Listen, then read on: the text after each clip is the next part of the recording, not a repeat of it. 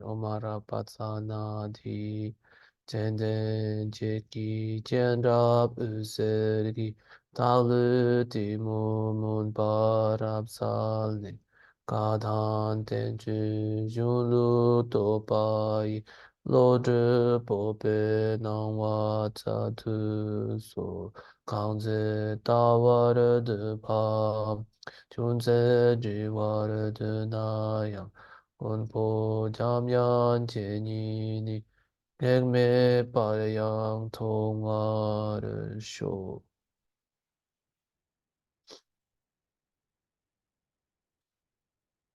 Welcome to our class once again. So we have been talking about uh, what were we talking about? Um, what these verbs, four kinds of verbs. Um, the first two are easy. The next two are a little bit more difficult. Linking verbs, uh, existential verbs. Linking verb is yin. It's called linking because two things are linked. Um, and existential, they just exist, I guess. Um, then the other two seem to be a little bit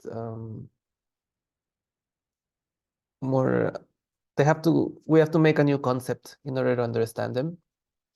And the concept is one verb, well, they're called tade and tamide. Tade means separate, tamide means not separate. Tamide verb acts upon itself. Tade verbs act on something else. There's more of a sense of duality in some way on the tade verbs. So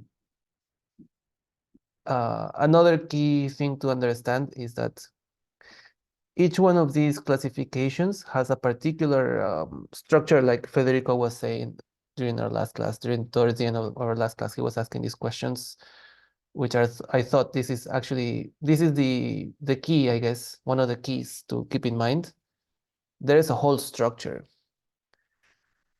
So we're not looking just for words. This is one mistake I made myself when I was starting to learn Tibetan. I was just looking for words, which, as you guys can see, I mean, it's easy to look up the words in the dictionary, and you can get the meaning of all the words actually, and the names of the particles on a particular line, yet you can not get the meaning somehow. So I struggled with this. I was kind of teaching myself, and I struggled. So that's why I'm emphasizing this point. There's a structure, and the structure also provides meaning. The structure tells you the relationship between the elements within your a sentence. There's no such thing as a sentence in Tibetan, but let's just call it a sentence. So the job of us trying to figure out the meaning of a Tibetan text is to decodify the text. Like I was saying last class, I think Tibetan language is a little bit like a puzzle. Somehow it's not so clear like English. English seems to be a lot more straightforward, I feel like. And that's why it's difficult. We were also talking a little bit about the ambiguity of these languages. Somehow English is very straightforward, so it's difficult to translate without being straightforward. It doesn't sound good if you're not being straightforward in English. So this is also another layer of the art of translation. In a way, we can think of it as a literal art. How are you going to express these meanings with a limited amount of words and a language that doesn't quite match without losing the meaning and preserving the tradition? This is the art of translation, and it's impossible to do. We cannot do it accurately, but we have to do it. Um, if we were Christians, all we have to do is read the Bible. But since we are Buddhists, we have to learn. Uh, we don't have enough lifetime to read all the texts. Also, another, I heard Sonsa Khyentse Rinpoche say that he, even in some really remote village in Bhutan, like there is this, some like in Bhutan also there is many, many little languages that only a few people speak. He said even there, the Christians had translated the Bible into these little languages, just that a few hundred people or a couple thousand people speak. Uh, but somehow, like, if we want to learn Dharma, we have to learn this language. The texts haven't been translated, and they will not be translated within our lifetime. There's not enough time. Or maybe if we live to be very old, but more likely not. So this is just the situation, what to do. We have to step up to the challenge. We have to recognize the value. Obviously, we recognize the value. That's why we're here. But anyways, I might be getting off topic now. So I wanted to touch upon pronunciation practice. I just want to congratulate you guys who sent me your beautiful voice recordings. Everyone is making very swift progress. I feel, on the one hand, I was feeling like perhaps I should have spent more time on pronunciation in the beginning of the class. But now actually I think it's good because we can work on pronunciation. We have the rules of pronunciation, so we can work on them alternatively. These are two, our brain has different aspects, different areas that are activated based on different activities. For example, if we are reading music, it's a really intensive and like cohesive activity for the brain. It makes some really interesting neural connections because is your visual, is your motor, and is your hearing, all are getting tuned. They're all like linking. You're linking these parts of your brain that are usually not working together if you're reading music, for example. And in a way, that's what we're doing when we're reading Tibetan, except that our instrument is our tongue and our vocal cords.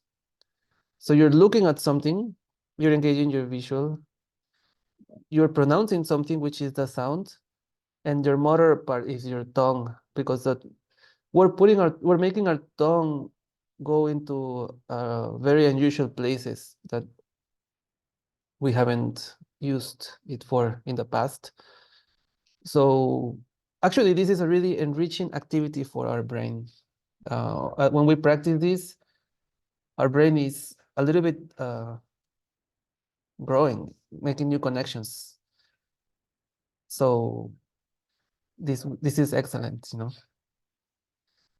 So That being said, yesterday I sent a prayer, which I really love. It's relatively short. It's a prayer that Yeshe Tsogyal recited when Guru Rinpoche was leaving Tibet. And I found a nice melody to it, which is kind of slow. I found a few versions online. You can also look for more versions on YouTube. But this one was a little bit slower. I feel that personally I like chanting prayers. Uh, I think it's very beautiful and it's very fulfilling. So this is just another way of practice. I recommend going through this prayer and read along with the text and listen to the sound. It's really nice. That's just as an extra aid for our pronunciation practice. Then I'm just curious, who are you guys planning to? Do you guys want to translate, or is it more like just for one's own sake? Yeah, Federico. So in the future, you guys are interested in translating Dharma text? Yeah. Okay, then I'll try to focus on that a little bit more too. Um, okay. But then we also have to practice a little bit of pronunciation. I'm trying to see. I'm trying to think of how to fit it in without losing our grasp of the grammar. I think these recording things have worked out nicely. I think I can already sense improvement. So I appreciate you guys' efforts and commitment. It's great.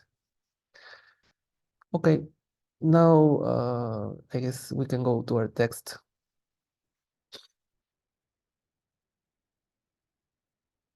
I just want to echo your point about the structure Mm-hmm. because I don't know whether it was assigned as homework or not, but I did attempt, and I didn't get any of it done, but to try to translate this first file you would send a couple weeks ago, Mm-hmm. and it's a fool's errand trying to just go syllable by syllable and try to make sense of it.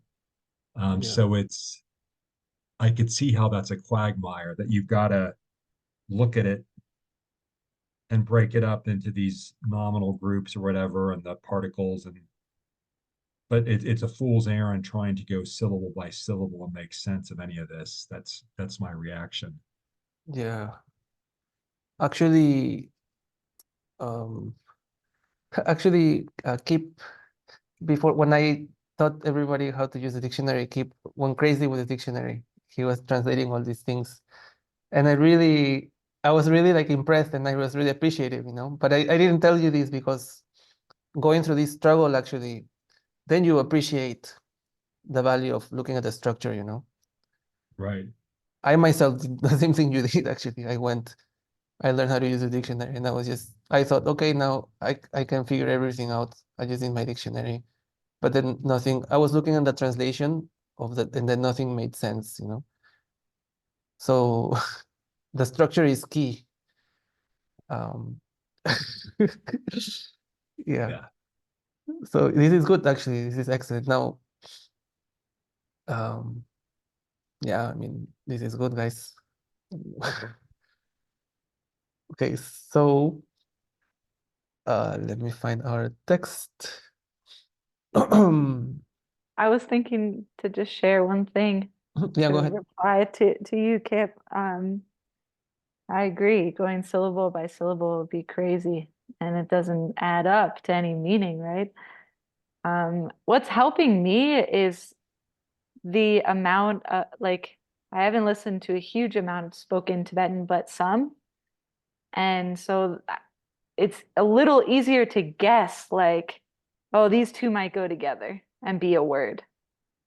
And that helps a little. So I don't know if you learn that way, but just listening a little and then you can kind of guess, well, this kind of probably is a two-syllable word just based on how it sounds.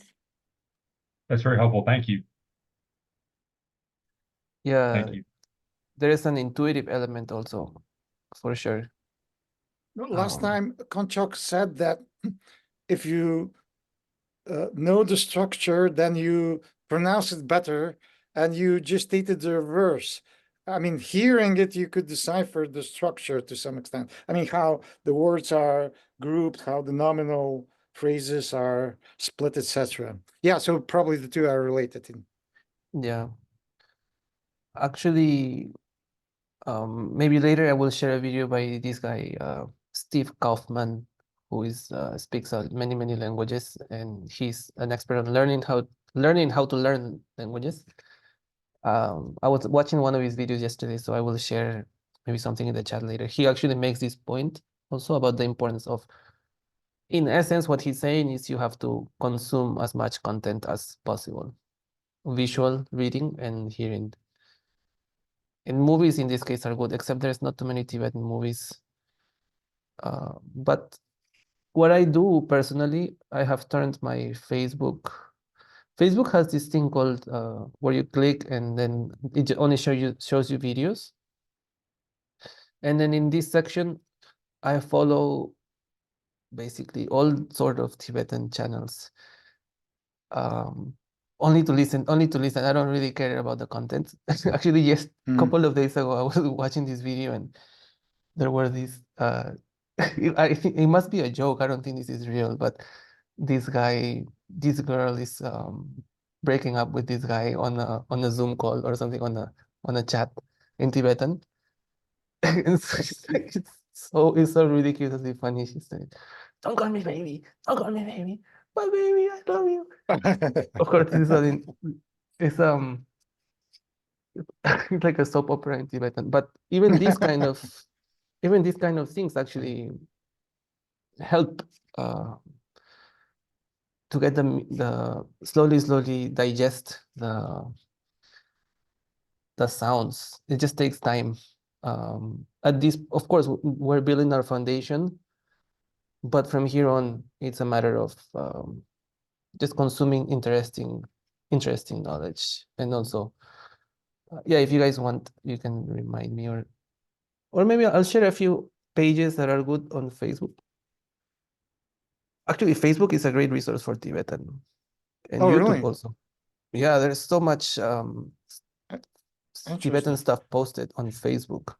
Oh, interesting. Okay, I will Yeah, explore it. Okay. and I like it too because on YouTube, for example, what I do and I recommend this doing also, for example, if you type on YouTube, you can type, for example, Jine with Tibetan script, like Jine.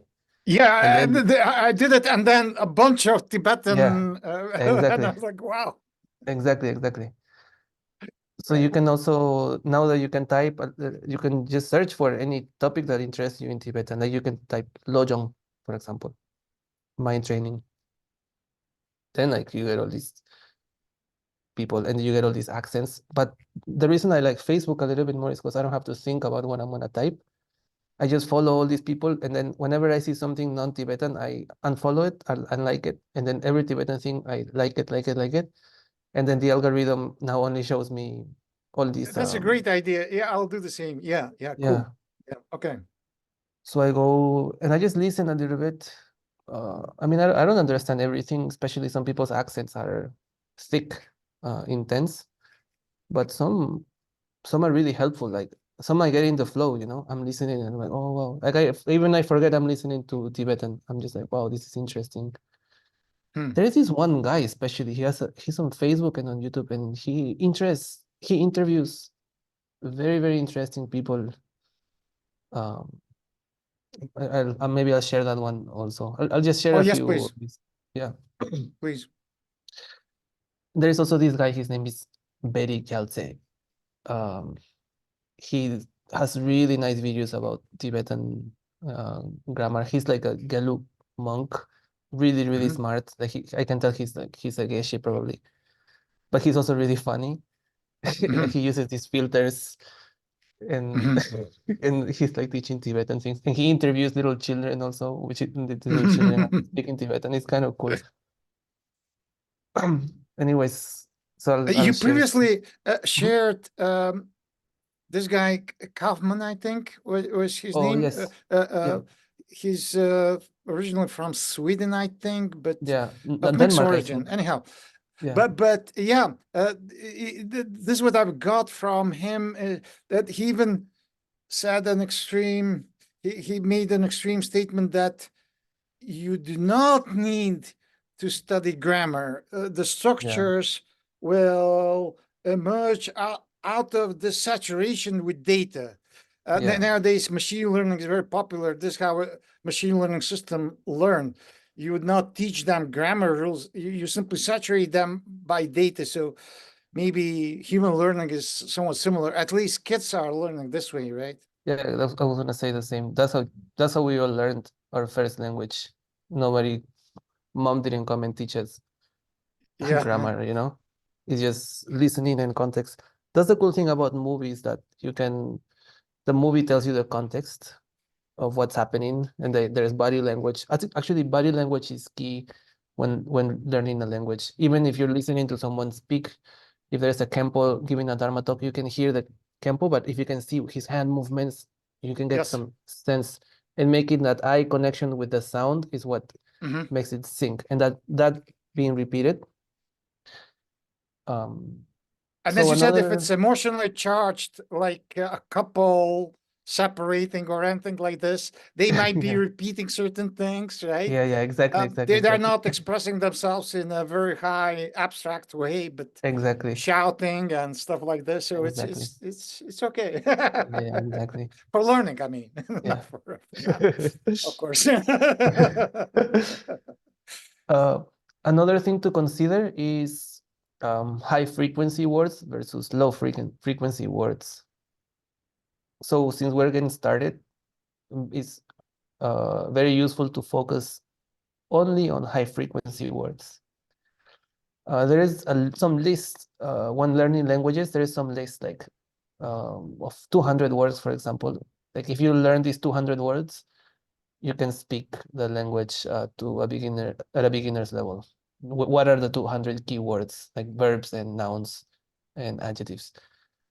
So you guys can look up this list and just learn that in Tibetan. Although this is more for colloquial, but those words are already given in the textbook, basically in the vocabulary list. Those are very, very high frequency words that are given in the textbook that we're mainly using now. But just when you're learning a word, like if you see that, if you regard this and realize that this is a very high frequency word, do your best to memorize it. I've seen Then a later, study of mhm, people in rural areas of England. And the study concluded that most of them use, maybe no more, but use in the everyday life about 500 words. yeah, exactly. We actually don't use that many words, really. Yeah. Yeah. Sometimes even reading English, sometimes I'm reading some texts and I have to look up the words and I'm like, oh, like I don't need to learn all the words in Tibetan, I guess, after all. Because then the language is always beyond our grasp anyhow, somehow. We can never fully master all the words in one language. So yeah, guys, I guess I should show you this book. We're getting carried away. I get a little bit, not fully carried away, but it's related. So, um, yeah, let's talk about structures. Structure, that's the key today. So basically, the ta de verb, the structure is such. The agent is always marked by the agentive particle.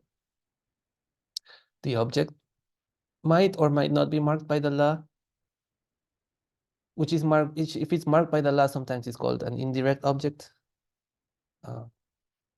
And then the verb. So that's the formula. We went over some of these examples already. Now, let's do one example. Why not? Pepe lama 착증기 담각든. Okay. Pepegi, pepelame, 착증기, 담각든. Kip, would you break down the structure of this sentence? Just what is what with based on our formula? Oh, you're muted, by the way. So the sentence you have highlighted, Yeah, sorry, I highlighted it again. Yeah. So these are TD verbs. So we're going to have a doer, an action, and the object. So the verb is going to come at the end. And so the verb is, I mean, in English, the verb is going to be gives, right? Mhm. And then, Yeah. yeah, but again, Mhm. I mean, I will struggle to, No, it's okay. it will Okay, show I'll help you with the pronunciation. So the verb is dun. dun. Uh-huh. So this is the And verb, which is yes, good. Actually, what Keep is doing is great because the first thing we should look at is at the verb when we're looking at a sentence, just so you guys know, because that will tell you the structure. Okay, go ahead. and actually, and you've already answered I was going to ask a idiotic question before you ask me a question, but these the TD verbs, that's a class. I mean, so we're not looking for those individual symbols. That is a whole set of different verbs that can appear and that are going to be spelled in infinite number of ways. Yeah. Yeah. Yes, Okay. it's just yeah. We will not see nobody. There is no. Actually, most Tibetans don't even know that this distinction exists. This is some more like deep grammar thing that we need to know in order to be able to translate. So the agent is going to be at the beginning, and so that'll Mhm. be and so that's a po uh, po Mhm. Which you can tell me which syllable is the agent, so or how many syllables? the first two syllables uh are Tibetan guru. Mm-hmm. Oh The no, first no, four. the third syllable is lama, Mhm. and so then it's so the first three syllables are Tibetan lama or Tibetan guru, Mm-hmm. Yeah. and then but I'm trying to suit the agent then that is marking. So the final saw there is the agent is the agentive particle that's Mm-hmm. marking the agent, Exactly. and then that next string is the object. And but again, it would take me forever to try to pronounce that. No, it's good. It's good. This is just about the structure. So actually, the way Kip did it is right on because the first thing to look at is the verb, because the verb will tell us the structure, or the lack of verb will also tell us the structure. Obviously, we are in the we're in the Tade chapter, so obviously we can infer this is going to be a Tade verb. But so this being a Tade verb, okay, then that means something must be marked by an agentive particle. The agent must be marked by an agentive particle. So then we go back and we look, okay, where is the agentive particle? Here.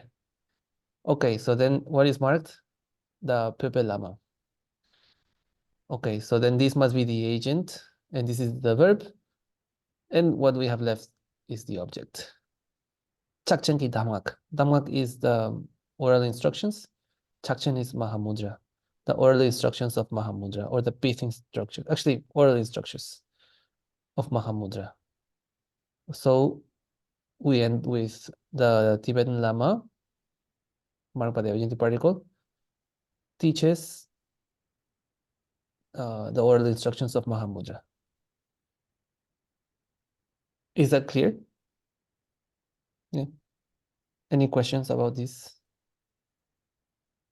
Good job. Good job. Keep So that's the way to go. First check out the verb, and then look at based on what the verb is telling you about the possible structure of the sentence, then you look at the different elements of the sentence. Let's do one more.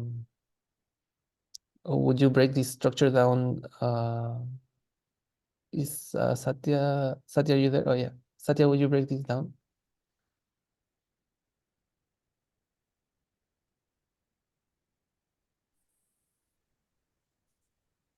Okay, so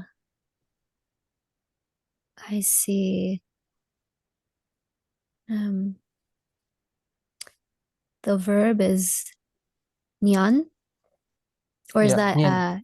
nyen? Nyen. Yeah. Nyen. So the Okay. na turns it into an a sound. Yeah. Nyen. Nyen. So that's the verb to listen, Mm-hmm. and then the agent would be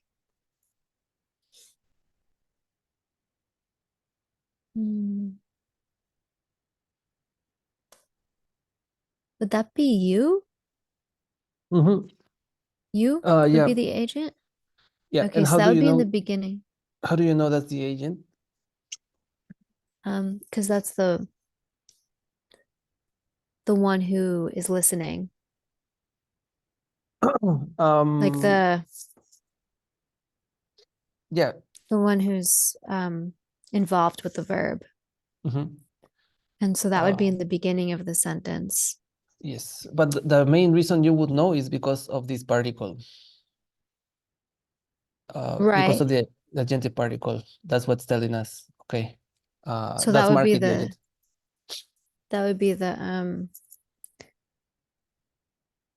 Key. Yeah, exactly. So And it's so good. the agent would be sorry, what?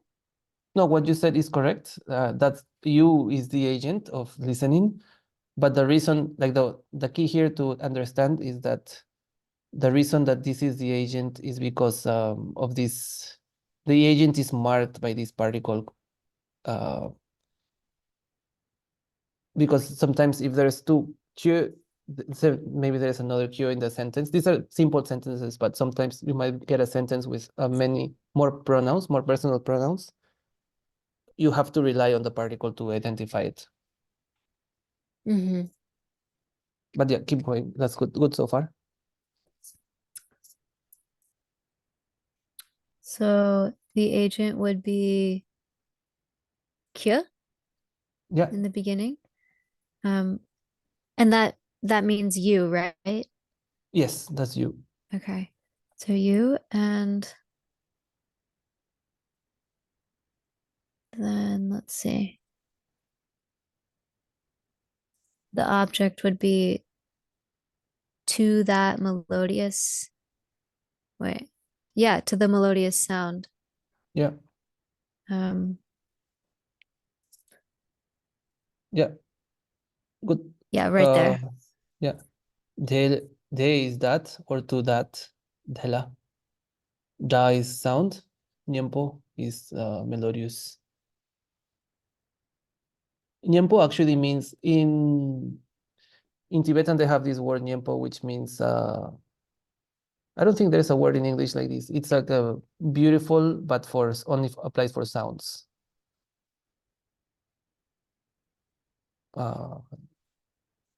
But yeah, that's correct.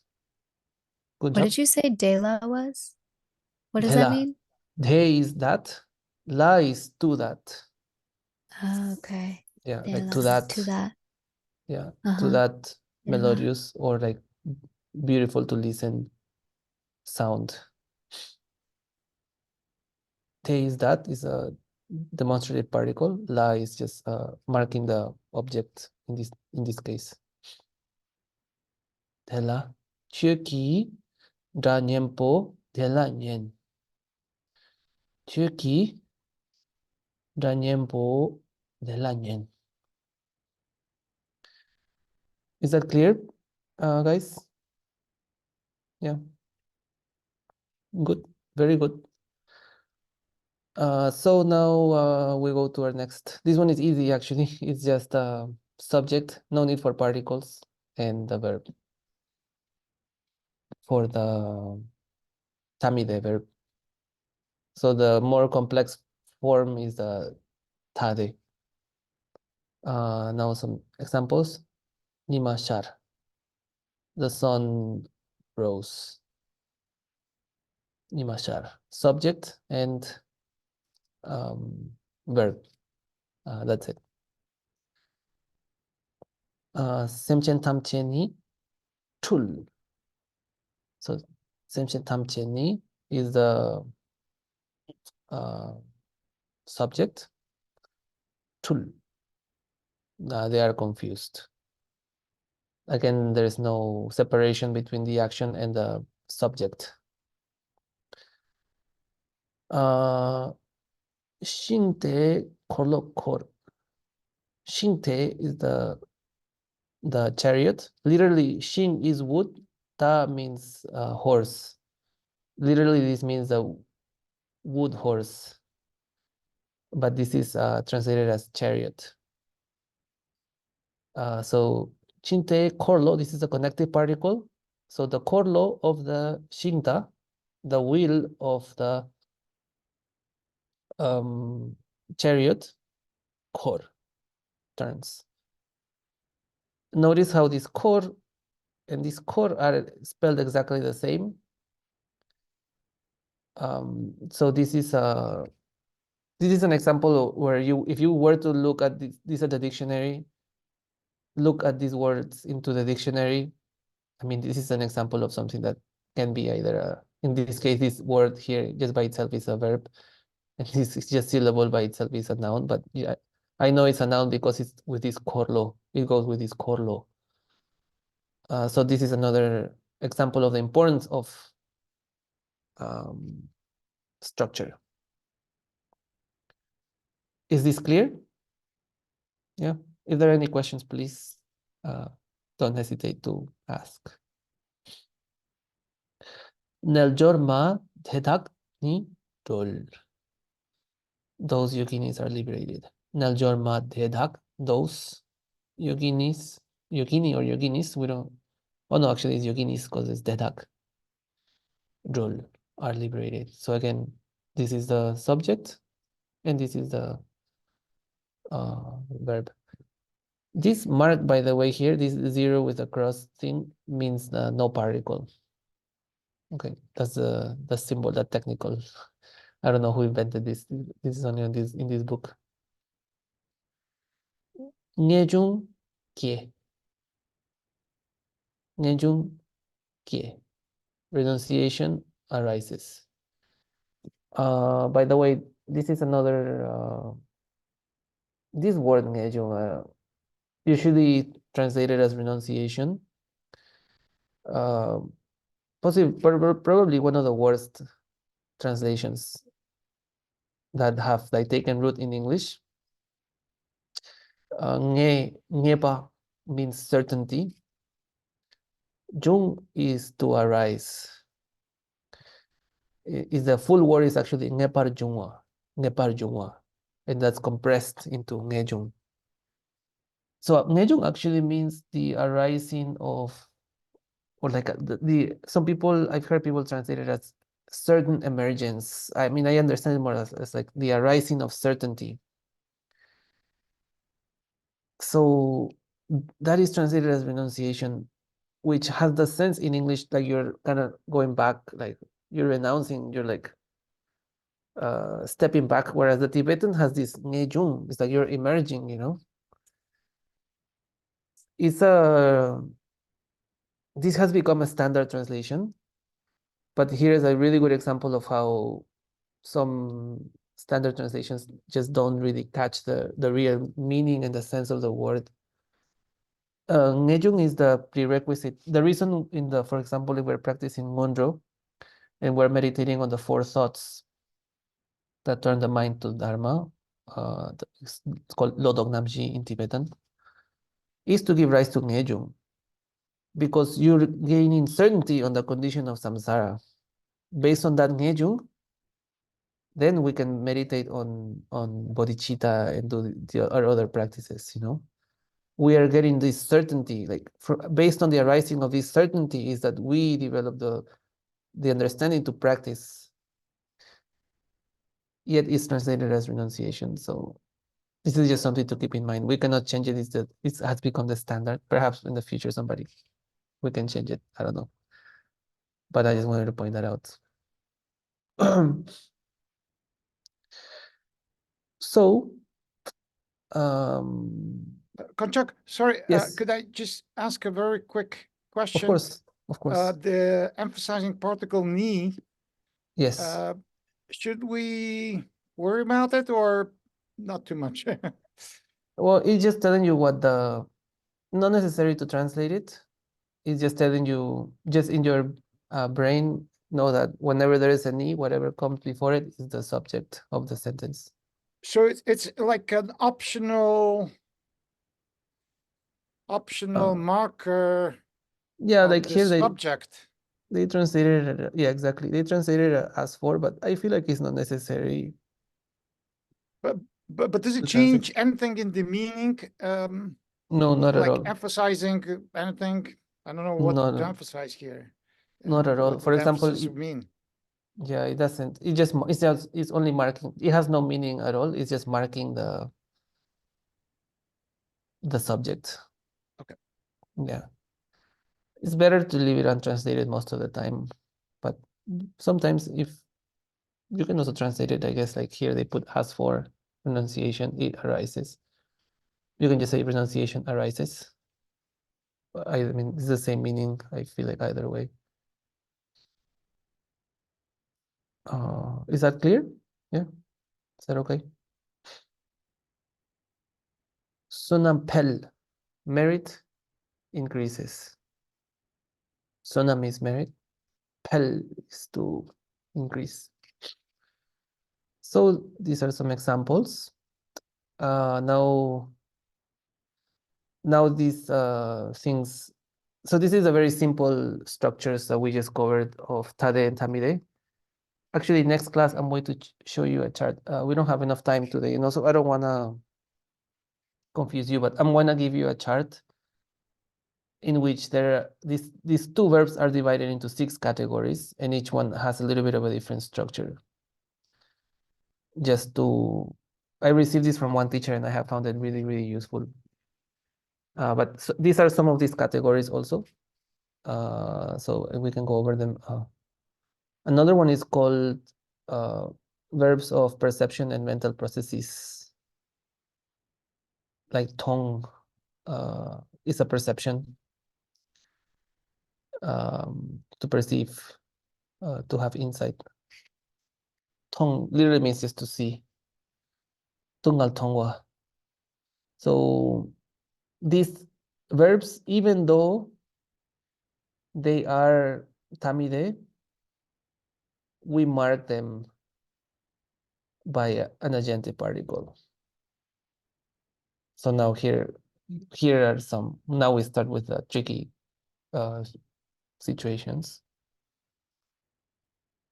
Before we said, oh, tamide verbs don't take agente particles, but now here we have the exception. Now we have a tamide verb that takes an agente particle, and this is a special category which are called verbs of perception and mental processes. Okay. And the reason they have to take an agente particle is because in this case, there is some kind of duality because something is seeing something, right? If there is no agente particle, it would be unclear what is seeing what. I mean, we need the agente particle just to distinguish these verbs. But don't worry about this so much now. Just know that these exceptions do exist, and I will give you a really nice chart where all this is included coming in the following lesson. Now, tamide verbs of motion and dwelling. So to go or to stay somewhere. Basically, these verbs usually don't take the agente particle. but occasionally you might see an adjective particle here. But the key here that they're trying to emphasize is that this is usually Tade verbs are, in general, they're volitional. We do them with intention. But in Tamil, they are non-volitional mostly. But these verbs of motion and dwelling are the exception between these two categories, because this is volitional, but it's tamide. Okay. Again, I'm going to, if this is confusing, don't worry. I'm going to make a chart. Actually, I already have the chart. It's just written by hand. I'm going to try to make it nice in maybe I'll attach it to our other book where this is explained very nicely. But just know that these exceptions do exist. Okay. Keep in mind that the Tade and Tamide thing are like general big categories. Most of the time, these are the rules to categorize them, but know that there's exceptions to everything. Chuck, Yes. I'm sorry for interrupting you, but No, again, I no. will try to make it super brief. No, please, no need It to be just, sorry. as a reminder, Tamide would roughly mean non-transitive. So there's Yes. no direct object. Am I right? So in a sense, I go to Tibet. Tibet sounds as an object, but probably it's not, because I could say I go without anything. Mhm. And this is just an additional thing to put the location. I previously, the previous time or before, I actually asked about I walk, whether Mhm. it's Tamide, right? Yeah. And apparently it is. I could say I walk, just like this, but I could say I walk to the coffee shop or whatever. But I'm not sure. I think I'm not a linguist, but I think that there's no object. And when I say I go to the coffee shop, it's not the object. It's just an additional thing that specify. Anyway, yeah, it's more or less clear. Let me not No, distract. no, this is a point on contention, actually. Some people argue that this is this is an object. Some grammarians Oh, argue okay. that. Oh, so the claim is how come then it's Tamide? Yeah, but like you explained, the Tibetan grammarians all agreed this is Tamide. So they say there's no object. Yeah, yeah. Okay, so I and Tibetan grammarians agree. Okay, Yes, that's great to hear. you're the Tibetan grammarians are, and you are on the same page. So yeah, this is a Tibetan, but in other languages, some grammarians don't agree. That's why I'm asking. Of course, we can just think a little bit about these verbs as being transitive or intransitive, but I'm inviting us to just think like the Tibetans, just to eliminate confusion. And yeah, we can ponder this a lot, but yeah, let's just take what they say and go for it, you know. But yeah, so the Tibetans say the verbs of motion and dwelling, tamide. No, they regard it as even though it's volitional. Also, there's also the aspect of volition here, which is another element, another layer to the onion. So we last time I think Claire asked the question and I showed this before. So some verbs have double function. They can either be, there is basically the same verb, but based on the spelling, it will be tade or tamide. So if we see this verb, kor, if I see this at the end of a sentence, I will go back and look for an adjunctive particle somewhere to mark the agent of this. If I see this as the verb, I would expect the other structure without the adjective particle, just something starting by itself. So just so you know, for example, kie, this is to be born, to arise. And in the practice, in the second part of the ngondro, for giving rise to bodhicitta, we say sem kie. We use this kie because we're volitionally, intentionally, we're generating bodhicitta. So if you see this and versus this with this extra ta here, you know that this is a volitional in tade verb. If you see this, then you know it's just something is just being born. Like for example, in the dedication prayer we say every day, we say Kie ga na chi, birth, old age, Kie ga, the sickness, chi is death, Kie ga na chi.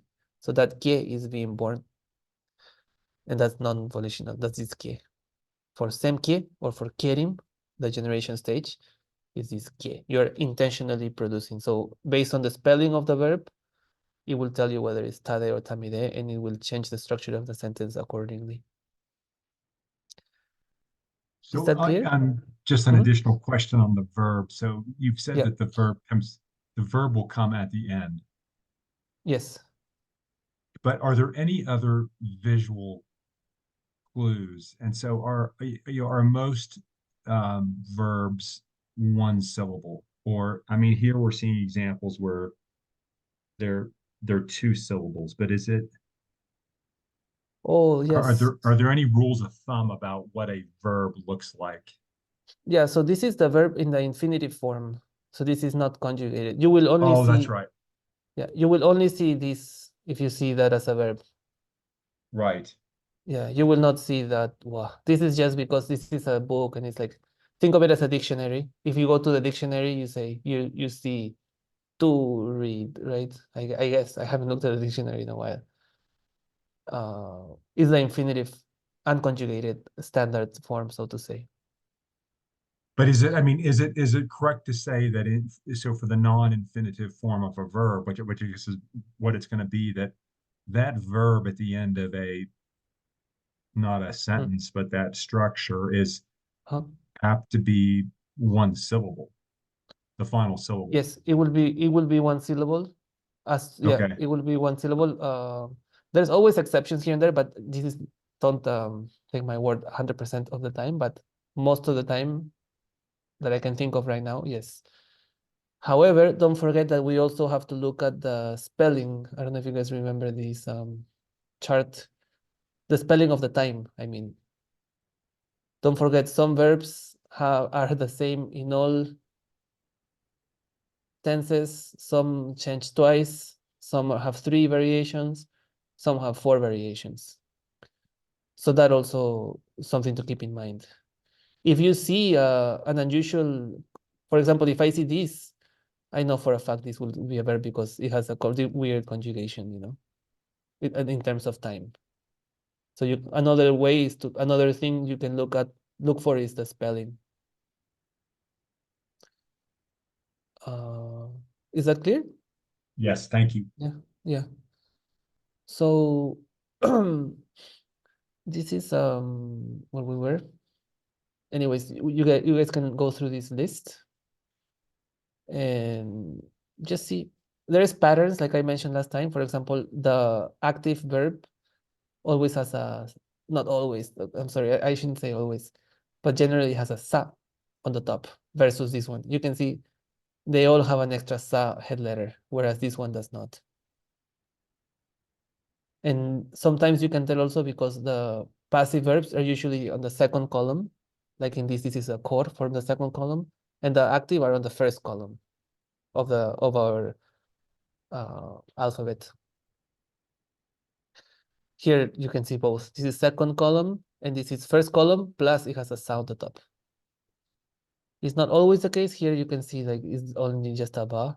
So, but just a general rule of thumb. For example, Jolma. Jolma is a Tara. She's with this because she's actively liberating people. This is more like round roll, like your thoughts liberate themselves. They would use this one. Round roll.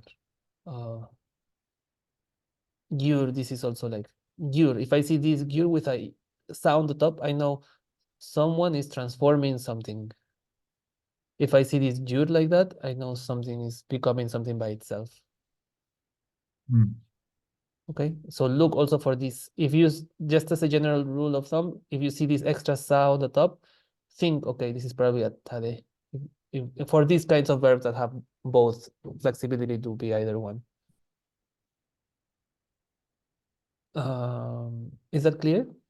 Yeah, Yes, that's very helpful. Yeah, all these pointers yeah, for someone like me who's just slow and desperately seeking a visual hint. Yeah, this is all very helpful. So yeah. thank you.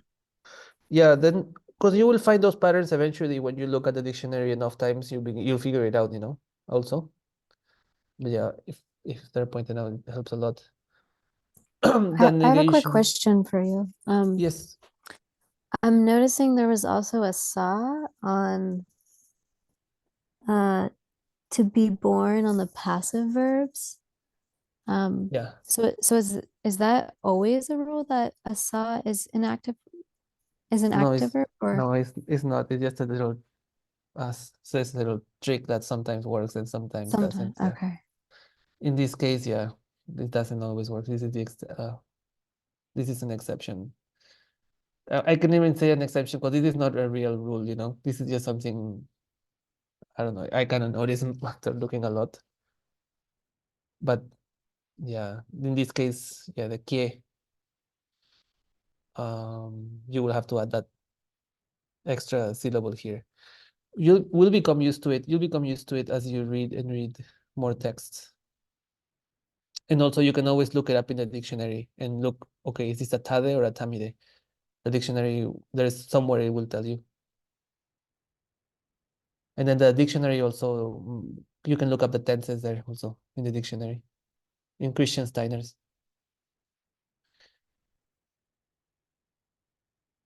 Is that okay? Yes, thank you. Yeah. So we are running out of time and somehow I need to give you guys some homework. Otherwise you'll be sad all week. So just read this just read through this. We don't have time to go over it, but basically this is the way we negate ma or mi are the negations.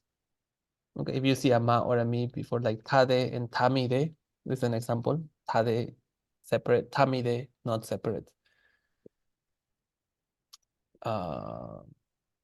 Tabe che maten. Tabe che maten. Lama did not, the monk did not teach the Dharma. So negation, another example is takpa and mitakpa. Takpa is permanent, mitakpa is impermanence. Concluding remarks. We'll go over this next class.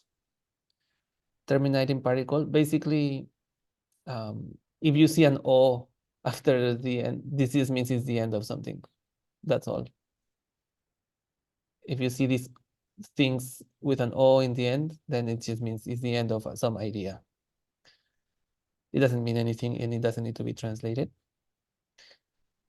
And this is our vocabulary list, which I recommend slowly memorizing. I have my little handy notebook with me where I'm memorizing. You can see which words I'm memorizing. And okay, this is our homework. Okay, you translate this. And also your homework, I mean, it's not really a homework, but I recommend chanting that prayer I sent. Oh, also, besides this homework, because you guys are doing so nicely with your pronunciation, I also, you can send me maybe the first 2 pages you can record of, if it's too much, just do 1 page. Send me your voice recording of the first page of that Mahaguru. Okay? I think it's Can you called, repeat the yeah, the first page of what? of the Mahaguru prayer that I sent on WhatsApp yesterday. I think it's called Yeshitsogyal prayer in the text. Okay. But it's usually called Mahaguru, actually. You can just send me a recording of the first page. And you can listen to it once or twice. Also, like make it enjoyable, you know. And you can sing it nicely with a melody. You can sing like a karaoke. Just the third page you're saying? Huh? Just the whole thing? No, Or just one page. There's 4 pages, I believe. page. Just the first one. just first one? Okay. Yeah. Because I'm giving you all this homework, I feel like. Yeah, it's a lot here, so. Yeah. But by the way, I'm a Uh-huh. lot behind, and I plan to Oh, it's gradually. okay. No, it's okay. Take your time. Slowly. You can send it. It's fine. And I thought I heard you say that we have 7 years to complete this week's homework, right? Yeah, we can get back to you like by year 2030. Is that 7 hours. Okay, guys. So we have concluded our session officially. I'm just going to stop the recording, say our prayer. However, I am going to stay for questions if anybody has any questions. Sorry, we went a little bit over time today.